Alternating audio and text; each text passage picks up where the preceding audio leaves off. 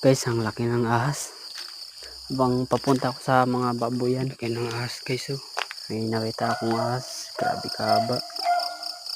Tas ang laki pa. Anong ahas kaya to? Paki-comment po kung anong ahas to. Baka sobrang laki.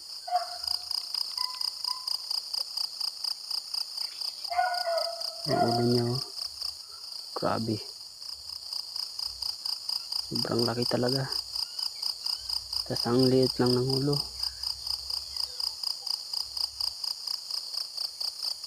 Dito po yan sa Santa Cruz, Puerto Princesa.